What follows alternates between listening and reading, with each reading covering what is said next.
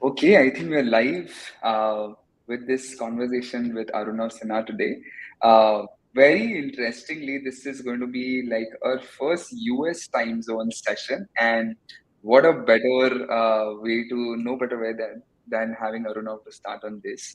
To give you all a quick, small introduction, I know this conversation is going to go where we're going to cover a lot of topics about content marketing and about comms as well. So I'm not going to take too much of your time.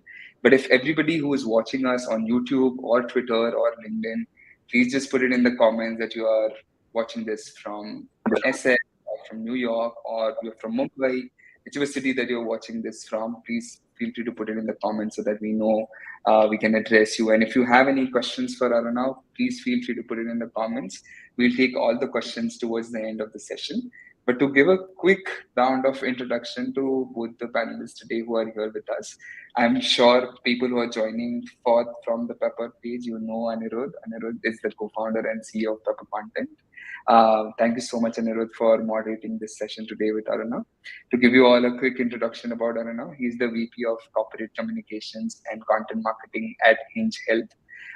I think the entire healthcare industry since the pandemic has seen a very shift across the globe, and healthcare as an industry has witnessed that change in customer expectations.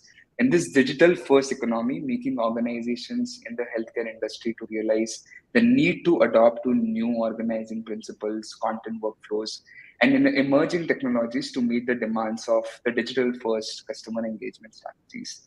In this session, we're going to dive deep into all of these things. And please feel free to ask as many questions as you want to in the chat. If you're watching this on YouTube or LinkedIn or Twitter, we'll pick up maximum questions towards the end of the session. But without taking much of your time, Anirudh, handing over to you, and let's get started with this. Awesome.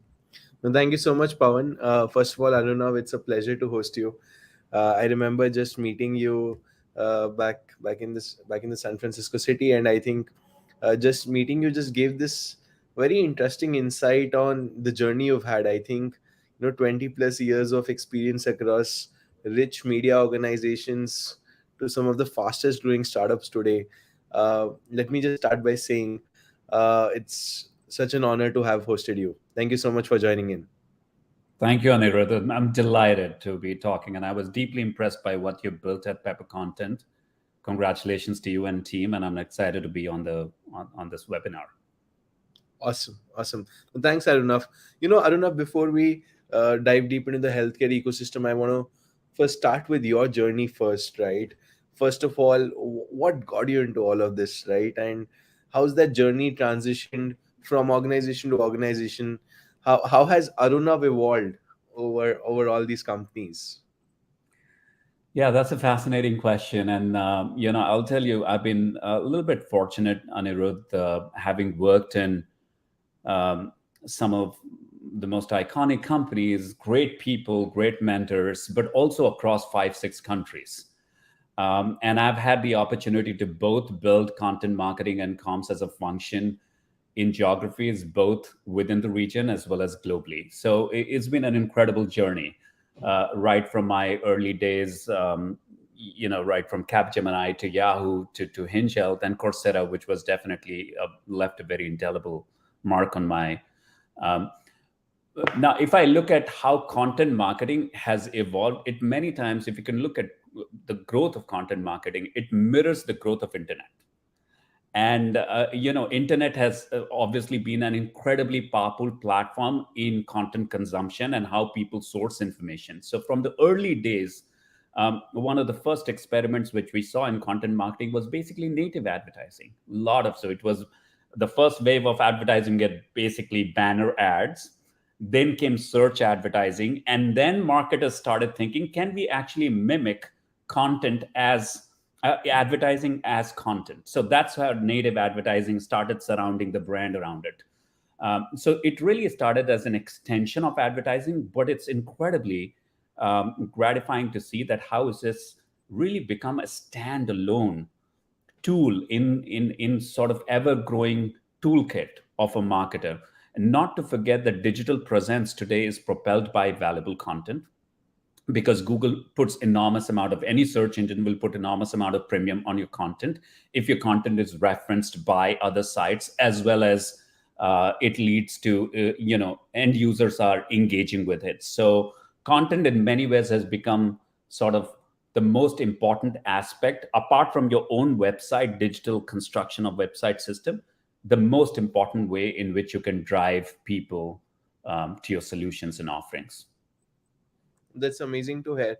And I don't know if help me understand. I think you've been in media for some long time, especially at Yahoo. You've seen this transition from India to APAC and then global markets. How has that journey been, and what was your transition to even Coursera like, right? Which is obviously a very different kind of setup as compared to Yahoo. And how has your content marketing journey personally evolved over time? Yeah, that's a intriguing question. And if you look at the earlier journey in the early aspects, early avatar of content marketing, and BuzzFeed is a great example of that. I mean, BuzzFeed was nothing else but a content marketing platform for brands in many ways. So early avatar was always about driving people to convert, but then tech industry at large started emerging, and a big part of the job was actually educating buyers, because you do not know what you do not know. So a big part for any segment is about even equipping people and buyers about how to frame problems. So in Coursera, a big part of my job was essentially educating the world about moving from sort of um, education first world to a skills first world. Education does not always translate into an opportunity, right? Because you may not necessarily lead to right skills, which are basically durable and required or in demand.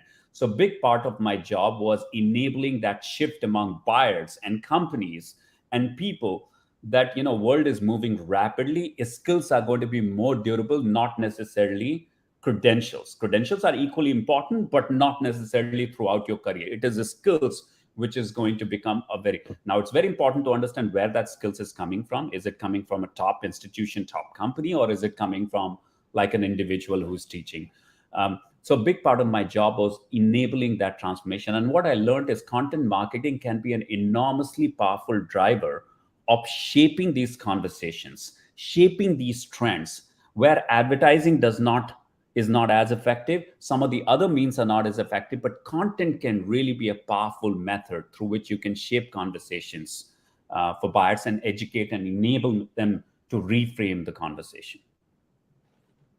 Makes sense, makes sense. And just very curious, I don't know, because I can understand you come from the editorial school of thought, right? To adapting marketing technology that drives the content narrative. How was that journey as a marketer, or as a content person for you, especially, which is Yeah, evolving with this marketing architecture that's ever evolving? right. I always come from when I look at audience first, and first is how valuable is your content. Create building authority with your content, building voice with your content, building insights with your content is absolutely important, because nobody will engage with your content if you just produce. Producing is an input measure. Engagement, high value, that to a high value engagement, what we call HVE, is an output measure. And that will determine largely by the value of the content. So it's very important to put enormous amount of rigor in producing that content. The other part is, um, I have always been fascinated by this function that content marketers and marketers at large can do at this point in time, is about bridging trust between people and platforms. Hmm. Because in a world where there is so much of distrust, there is so much of a skepticism, I think we as marketers can build that trust. And platforms are incredibly important part of our life right now. Means we cannot live without tech, but we don't even trust tech, right? So how can we become that, where we are builders of trust, builders of alliance, builders of collaboration? So having that two-way dialogue is absolutely important. So and then translating that into a brand voice as an educator, where I'm not driven necessarily by the narrow agenda. When Slack had started producing a lot of content about remote work and how to engage your teams properly, when Johns Hopkins, which I'll talk about, started producing real time tracking of COVID, and that iconic map became one of the most referenced content artifact during the pandemic. Those are really valuable ways in which you can become part of the conversation and create trust with your brand. Makes sense. And Arnav, I think like you mentioned, the remote ecosystem and COVID especially, right? In my head, I think it was just an amazing acceleration of how healthcare organizations learned. I think healthcare organizations have always spoken to their own audience, to a very niche set of users that they truly care about. But I think with COVID, there was a new language they had to learn, because suddenly for everyone, healthcare was first before anything, everything else in life, right? So how have you seen, and like the examples you shared, right? How have you seen organizations evolve into using content in the best manner possible, to drive that communication through with people, or to share that message with people? Right, right.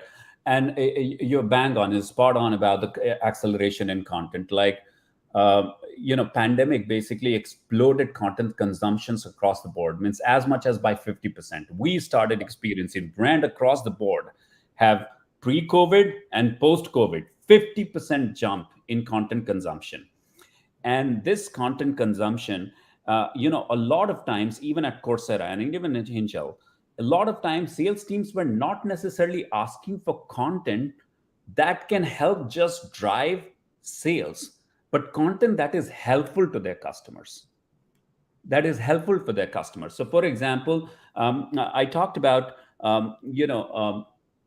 internet during this pandemic. Everybody relied on internet largely to seek information, dispel misinformation. There was a lot of misinformation about the pandemic as well, and a lot of other people were generally paranoid about getting out and what's safe, what's not safe, etc. And they were relying a lot on brands to educate, where essentially governments and authorities were falling short. Brands were bridging that gap by producing a lot of educative content. In many ways, that really broke the mold for healthcare companies as well. That, listen, there is a lot of appetite and demand. Even in our case, Anirudh, at the case of Hinge Health, we saw a big rise in musculoskeletal incidences. So musculoskeleton is basically joint and back pain, anything related to muscle and tissues and your skeleton at large. Yeah. We saw a big rise because people were basically locked into their houses. They were not necessarily, they were mostly sitting, they were watching TV, and mobility was limited. So obviously it led to rise. So they were looking for type of content that can help them stay fit and treat their MSK while they're staying at home. How can you stay fit? What are 5 things you can do while working from home? So Yeah. that does not necessarily help me sell more, but what it does, it builds my brand in the minds of end customer. So it definitely reframed the orientation for even B2B focused companies to start producing content that are actually useful to their end customers. Makes sense. And I don't know what is one campaign or content narrative that you really loved over the last 2.5 3 years, that you and your team worked on. Yeah. So two examples I'll talk specifically about. One is the Global Skills Index at Coursera, which later became Global Skills Report. It was conceived pre-pandemic, but during pandemic it became really important. It basically was the state of skills in the world, a state of skills in the world, and it ranked countries. So basically, it could tell you across business, tech, and data as to where US is compared to India, where India is compared to China, China is compared to Japan, etc. Across all these three dimensions, and it really helped drove the conversation on a skills first world. And why that Coursera had the right and credibility, because LinkedIn also does something like a skills report, but LinkedIn skills report is basically based on self-reported data. Like, Yeah. I can potentially sell that I'm really good at content marketing, and you like me, Anirudh, you will say, yes, I +1 that, and then it will start building my skills graph. But in the case of Coursera, a skills graph was based on how I performed in courses, how I performed in questions. So I had real time data from millions of tests through which I can start ranking. Now I can club them and start ranking geos. I can plug them and start ranking companies. Now, Global Skills Index became a very powerful tool through which, and that became the basis. Uh, and World Economic Forum has started ingesting that data as part of their own skills index. So Wow. much so, World Bank started ingesting that data as well. So this is a great example of a content marketing Yeah. artifact which was created for a company, but then it started becoming a source for various global and multilateral institutions to start ingesting that data. So we started giving them. So World Bank did, and an offshoot of that, which I'm extremely proud of, is the Women's Skills Report. Because during pandemic, you would have seen, Aredu, there was a lot of impact on women who were ejected out of the workforce because of family commitment, elderly care and child care. Yeah. What we saw that as they're coming out of it, they're doubling down on their skills online because they don't have to necessarily go out of the house to learn. So they want to be prepared when they are ready to go back and don't want to be left behind. So we did the whole women's skills report. And at Hinge Health, we do what we call the state of MSK, a state of musculoskeleton care in America. And we use that to highlight a massive care gap, racial divides, income divides, gap among women and men when it comes to care, all of that. And that is also fast becoming a very strong artifact that informs opinions across various buyers. Makes sense. Makes sense. And Arunav, today, when you think about, you know, the changing narratives all the time, right? And as a content marketer, they, there's 10 things happening around the world, right? And you need to adapt as a content marketing and communications leader all the time. So, how do you set a defined content strategy with all these changing narratives around, right? How do you get your team to drive that focus towards content building, towards content distribution? How is that mental model or framework for you as a marketer? Yeah, Anirudh, that's not easy. So first and foremost, it's not easy because you want to be scalable with your content, but on the other side, you also want to be agile. Which is where how do you respond to some of the narratives and what we call the zeitgeist. But you cannot do that meaningfully if you do not have a good on-demand capacity. If you're very set and so structured in your content model that you just do not have the ability to respond.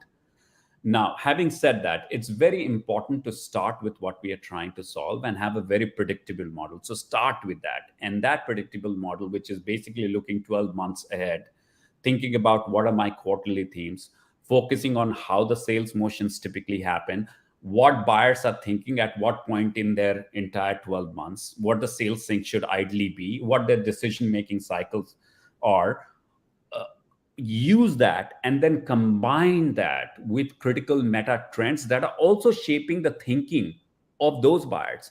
Like in our case, diversity, equity, and inclusion is a big driver. Healthcare is a big driver of DEI initiatives. So every Yeah. company is doubling down on DEI.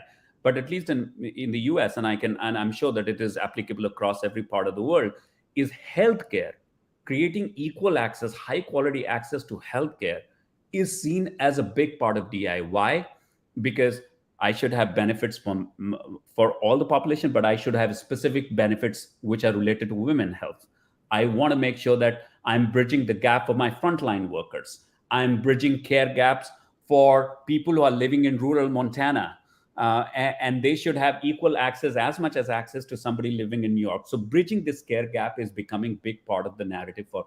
So using these meta trends and coming with some sort of a durable concepts that can take you through across the next 12 months is a critical aspect. So managing that quarter by quarter through which you create some predictability. Now the question comes, how can you fulfill this demand in a very agile way and respond to certain? And that's where partnerships really become important. So you can have in-house muscle. I'm always a big fan of building internal muscle to be able to leverage the partners properly. Let's say tomorrow you want to work with other platforms that are helping you produce content. You must have internal muscle.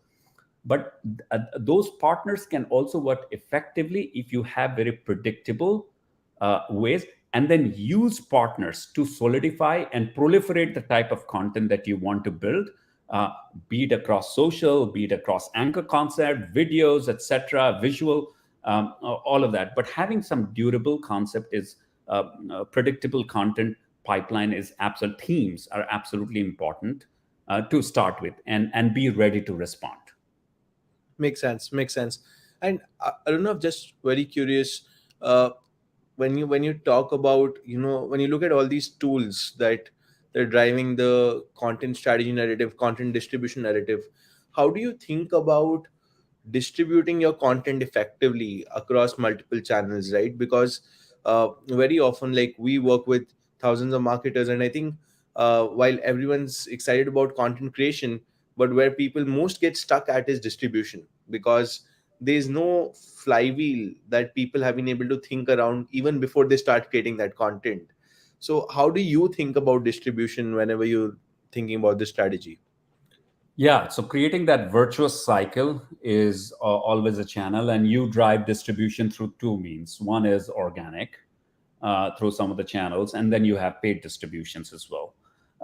Now, first and foremost, to start with where you want to host all of your content, which is making sure your site, website, your digital presence is very well organized. It is search engine friendly, optimized for SEO. The content structure on the site is very well and neatly organized so buyers can actually go wherever. So first, start with your own web presence where you will host all of that content. A lot of times we end up producing and putting it somewhere on the site where it's not even easily discoverable. Yeah. And that's number one. So start with your own digital presence. Then on top of that, finding a great place for your all of your content to deposit. So where do you put all of your content? One of the big things that I'm a fan of is having extension pages. So if you have like a specific theme that you want to build on equity in a particular quarter, your website could give you the ability to scale and create additional pages, because that additional page is where you can put tremendous amount of content in one place, so it is not in different places. The whole page look thematically organized, all your assets are in one place, around, let's say, health equity, uh, right from your webinar content to white papers to reports to LinkedIn lives, all of that is in one place. And then that also helps improve your both search engine optimization, domain authority, all of that. Then comes, how do you make sure that you're driving distribution and traffic to your location? That's where creative campaigns really been. So in the state of MSK, what we saw that people may not necessarily engage directly with a text heavy report. So we actually started coming out with nuggets, video nuggets, 30 to 45-second video nuggets, which tripled our download rates. Wow. Which tripled our download rate for state of MSK. So how can you use videos, interesting videos, and those are same nuggets that we are extracting, but videos to drive traffic, it becomes really important. So using these kind of methods and be very agile and willing to experiment really helps. Makes sense. No, I think that's fantastic. I think content repurposing is, I think something that solves for content repurposing is going to just be every marketer's boon out there. So I think you're very right. And just curious, as a marketer, right? What we understand from content marketing is this: content can help drive demand generation, at the same time can drive brand marketing and thought leadership, especially when you're trying to get the share of voice out there. So as a marketer, how do you balance both of them? Because the metrics that you're measuring, or the strategies you're measuring against, both of them vary quite a lot. So like, how, as a content leader, how do you balance the both?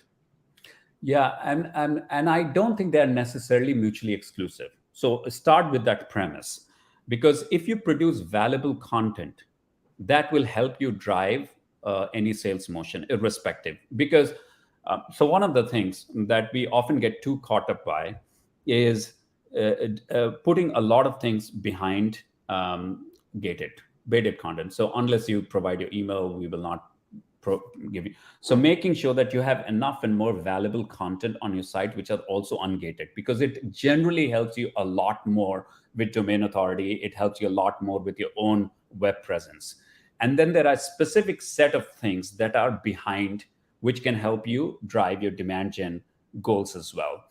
So that's we are looking for content should lead to some action. You either click on it or you either download it. You set up a meeting, how much you engage, and you also define what kind of engagement you're looking for. Just basic download engagement or engagement, high value engagement. Did the person actually flip through the pages? Did the person fully view the video? All of that. So high value engagement are very critical to think about how we are measuring content efforts. Those are essentially at the demand gen level. Now there is a whole sales enablement content, which is how do you help your own teams to start having these conversations, which is are there cheat sheets available? Are there other types of white papers that we can produce? Are there questions, critical questions that you can ask? How can we equip our sales team to essentially start moving from high top of funnel to mid funnel to bottom of the funnel, making sure that you have content for each phase. So you're not just linked at the demand gen, but you have content for each phase, and looking at effectiveness of content across the board is a tough, but it's an ideal. That's how you should start looking at the full funnel view. Makes sense. Makes sense. And I don't know if So start especially with thought leadership. So my mentor, start with thought leadership, valuable content. Start with what content is valuable. Look at how you can maximize a demand, but don't leave it at demand gen alone. Go makes through the sense. sales funnel process. I think that's a very interesting perspective, and also coupled with this, because you also look at communications and PR at this stage. How do you think about thought leadership uh, as a as a core part of your communication strategy? And a lot of times, I think the moment you say thought leadership, you suddenly think enterprise, right? That enterprise leaders have dedicated teams that talk about thought leadership, especially for fast growing companies who are building new categories and so on. How do you think about they should go about thinking through thought leadership content, or literally just building this practice either through internal teams or through extended teams and virtual platforms? Right, right. Now, it's a very valuable question on how do you drive synergy between both the efforts, which is earned media and PR, as well as your sort of sponsored effort, which is content marketing in many ways, right? Um, I would recommend thematically, they are not necessarily, the theme should extend across both. So, for example, if you want to make digital MSK, for example, to be top of our benefit managers agenda, we want to make sure that you prioritize this as you are thinking about benefit. That should reflect both in our PR program, and that should reflect both in our content marketing program. Yeah. Cost of inaction, for example, if you don't take an action, what it can lead to in terms of care divide in your own workforce, what kind of productivity loss and economic impact you can have. You have to reflect that in your PR efforts and content marketing efforts both. However, the treatment often differs. For example, when you produce a piece of content, or let's say a byline, an op-ed for press, it is highly non-promotional. It outlines problems, and in a very limited space, it also provides you certain suggestions and solutions. What content marketing, on the other hand, provides, you can do a lot more with framework and solutions, elaborate execution, etc. So, content marketing is where you can start going deep into this Yeah. problem, produce this with elaborate that with a lot of statistic and data points and insights, a voice of customers, and then talk about solutions at length as well, which you often don't have the flexibility in PR related opportunities, which are often tight on space. Makes sense. Makes sense. But And thematically, you should cut across. I don't think you should have very different themes for PR and very different, minus the corporate aspects of PR, yeah, which is about executive leadership, etc. But broadly, the problem framing of the problem and solution should be common across all the. makes sense. Makes sense. No, I think completely get your perspective.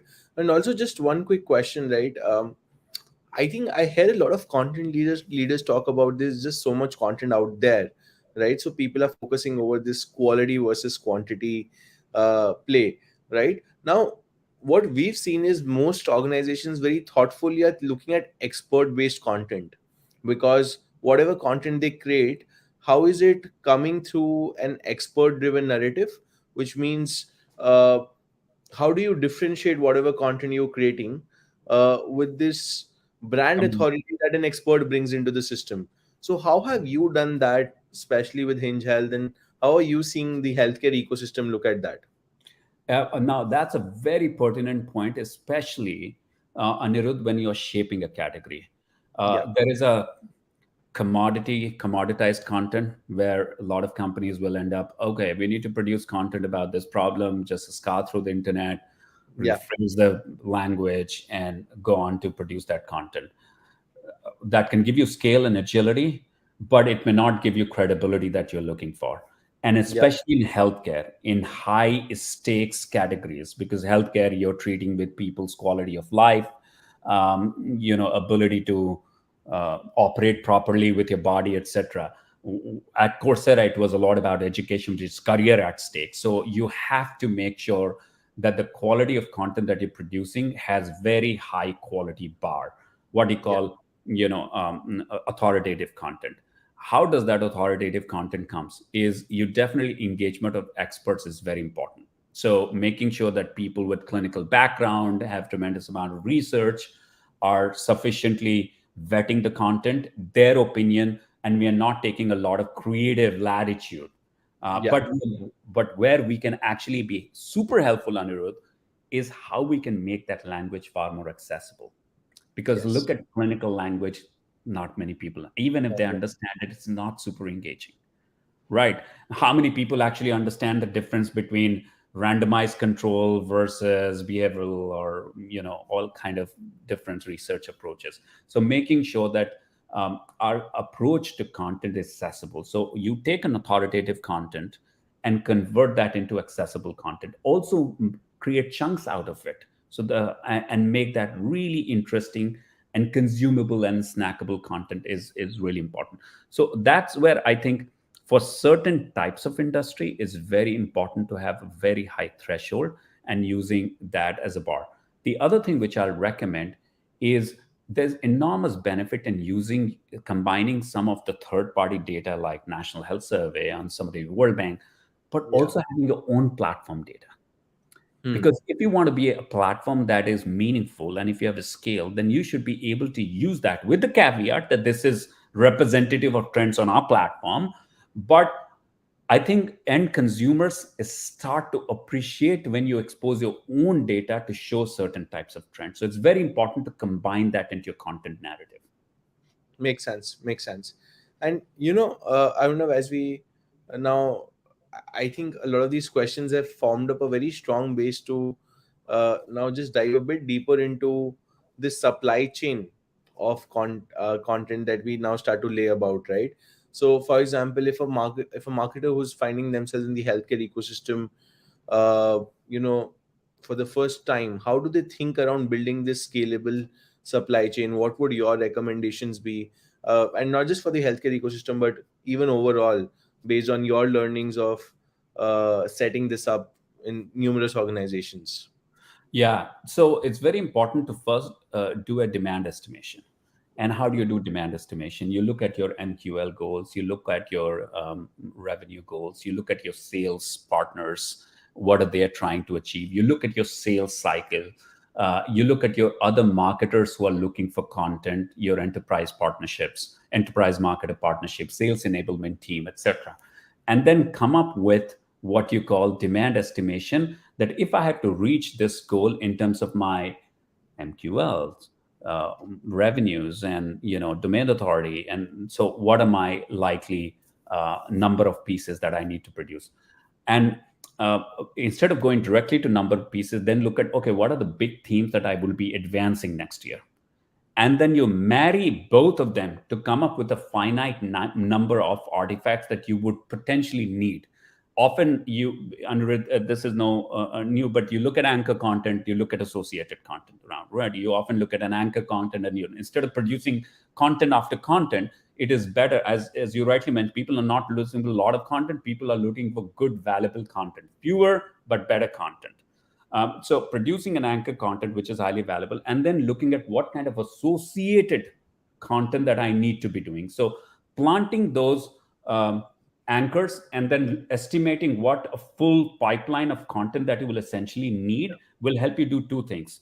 One is what kind of capability you need within your team to manage that, Yeah. what kind of partnerships you need to, because no matter how well endowed your teams are, you would need partners to produce. So how can you build some long-term strategic partners either with companies or with freelancers to build an ecosystem of content producers?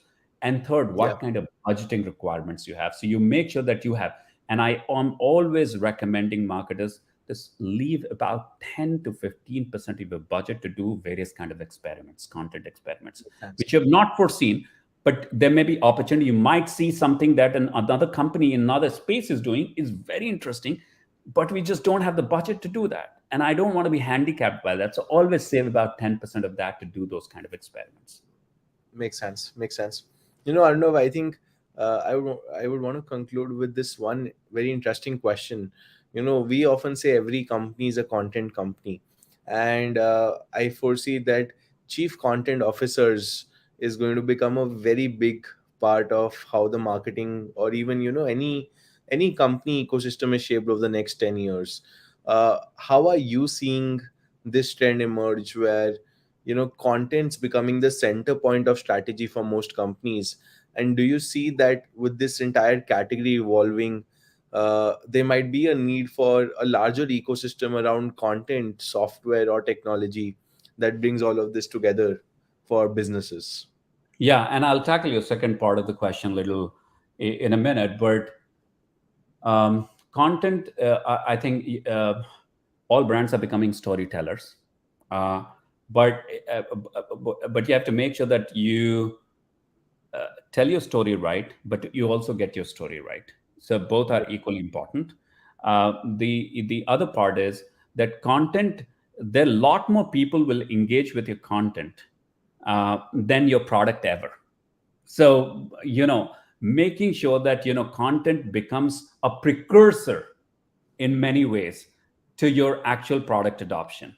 If we are able to achieve that, that will be ultimate nirvana. So making sure that we look at that the first point of contact for any company is going to be content, and making sure that is a very meaningful engagement.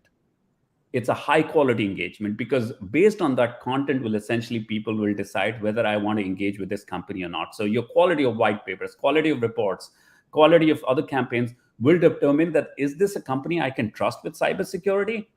Is this a company I can trust with my cloud?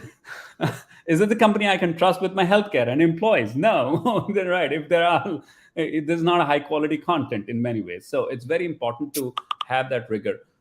The second question is, how will you build? Um, I think there is tremendous opportunity, and some of the work that you and your team is doing, and I've seen some of that, is how can you build scale and automation in many of your aspects? While content in many ways remains a very human heavy effort, it requires a lot of sort of creative thinking, analysis, intellect. All of that is something which humans can do far better than. But there are many aspects, which is one, how do you get signals on the right? What kind of content should you be producing? Potentially can be automated. Those dashboards can easily be automated. Then taking content and producing many types of smaller chunk content. A tremendous opportunity to Yeah.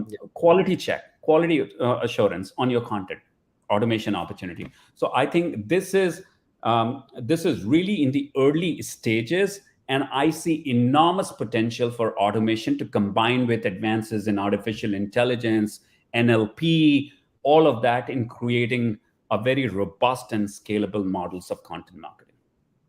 Amazing. Arnav, I think it's been a pleasure hearing you speak and give us perspective. I'll hand this over to Pawan to take this further. Thank you, Anirudh. Yeah, and before I move to the audience questions, I think one big takeaway for me was also to, keep that 10 to 15% of your budget for some content experiments that might come on the way that you might have not planned for it. Because a lot of times we think about, oh no, we should have experimented with a few more things. which were not in the plan. So I think that's one big takeaway for me as well. I'm going to pick three top questions from all the platforms that we have got. The very first question is by Drishti, where she's asking, with everyone moving to content marketing, what should companies do to create content that stands out? I think everybody now understands the importance of it. Everybody's trying to do white paper or different formats or YouTube or podcast. But what exactly is it that it can help an organization stand out through their content? Yeah, and sometimes the answer would be actually in dumbing down the content and not making it more complex. People are on the go, people are consuming content while they're at the airport.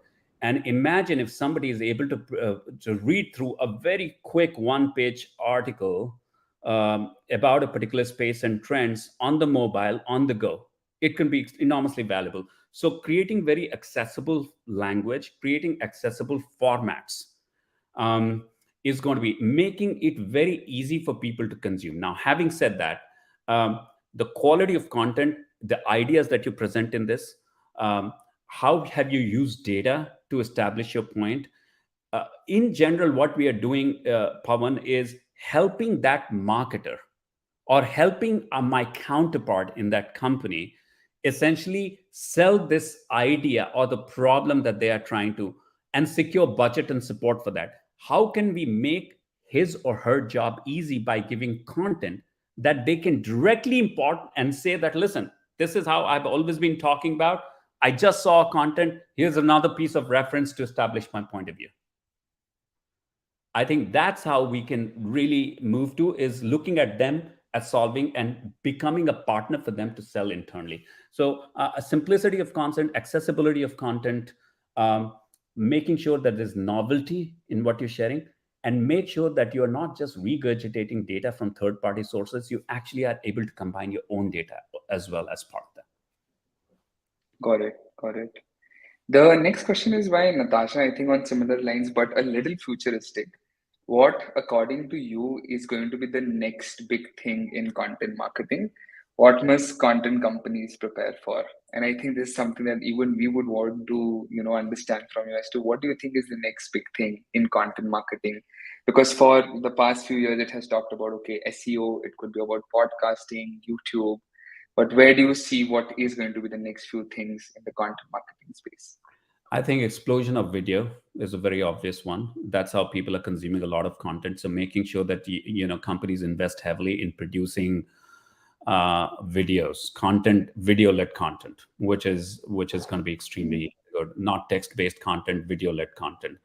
The other thing is having content dashboards. So content dashboards are currently embedded in Salesforce, through which you actually look at some end result on how much you influence. That gives you some sort of dollar value, and then but looking at my content performance in a single dashboard, I think there is a huge potential, and maybe an idea for Pepper as well, is creating content dashboards that you can look at. And we have started seeing that in PR, for example. There are companies like Onclusive, which are essentially giving you one single dashboard through which you can look at performance of your PR campaigns like that. And third is automation and combining disparate sources and making sure there's one location from which I can drive different kind of content across different channels. So clearly, these three, the explosion of video, and as well as right from that dashboard to finally automation of content production. Yeah, I think Anirudh, a lot of these are like takeaways for us also to build what we would do next. Uh, One last question, and I think this is very interesting and it can be linked to whatever we have been discussing till now, is by Apurv, where he's asking what should be a reasonable period to measure content ROI, considering that value accretion and organic growth could happen over time. And I think this is probably a lot, a very common question that might come between marketing and finance, or marketing or sales, whereas to the effort that we're putting in, let's say in M0 or M1 about, let's say, on SEO or any of these video campaigns or podcasts, it might show in M6 or M9. So how exactly do you measure at Hinge Health, or if in the past stints, how exactly have you measured the ROI that comes out of content? Yeah, and fantastic question, by the way, Apurva. There are certain long-term metrics and there are certain project-based metrics. That's how I always look at content marketing initiatives. Have to end up is strengthening your brand, your web presence, your domain authority, performance of your website. All of that should happen. So those are long-term measures. You cannot make massive moves in just few weeks. It takes a lot of time for your sites to start performing, your content to start performing, discoverability of your site. So long-term movements on your web presence are some long-term metrics. The other ones are campaign based. So each campaign, each artifact, that each anchor, how do you measure effectiveness of those? That you can define right at the beginning. Is how much am I going to influence? How, not just download goals, or what are my final outputs that I'm trying to achieve with that. So having project based goals are probably one of the better ways to do that in terms of short term goals, because unless you do that, you won't be able to learn whether this is resonating, not resonating, and how can you make changes to your, is it too long, is it too short, or is the content not meaningful, is the treatment not right, or did we not do enough on video, did we not enough promote it properly, did we put enough on the paid? All of that is best judged on project to project basis. So there are some long-term metrics and some short-term metrics. You need to combine both. I think that brings our entire conversation to like a full circle. We know how we can be innovative. We know what are the next big things in content marketing, and now we know how to measure the ROI of content. I don't know, on behalf of everybody who has been attending on different platforms for us, and on behalf of everybody at Pepper Content, I want to thank you for giving us your time today. I think this has been really, really wonderful and insightful for us to understand from somebody like you who has varied perspective and like really diverse experience as well. So we just want to thank you for your time. And if you have any last closing thoughts for the audience, or you want to close with any thoughts, that would be great. Yeah, this has been a wonderful experience, Pawan. It's always exciting to talk to people like you and Anirudh. You're building a great company.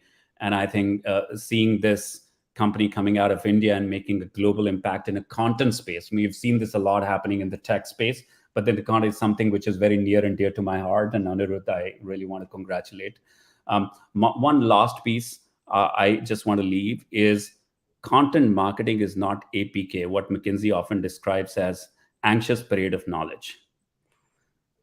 So making sure is not just full of filling it with data, always look at what narrative, what problem I'm trying to solve, and help customers solve that with a good balance of both data and novel insights. So making sure that we don't overdo and create elegant content that are highly consumable is going to be the ultimate balance that we can strike. Yeah, and I think we get, while chasing the metrics, we sometimes get lost with our creativity and innovation. I think there should be a balance of chasing that data and metric, and also having that creativity and innovation. I think that's a wonderful thought, I don't know, to close this session on. Once again, just want to thank you for your time, and everybody who has been watching us on YouTube, LinkedIn, Twitter, across platforms. We'll keep doing such more sessions. Please feel free to recommend whom you would want to see next, or any particular topics that you want us to cover at. But once again, want to thank everybody for attending this, and also to Arunav and Anirudh for being at this session today. Thank you very much. Thank you so much.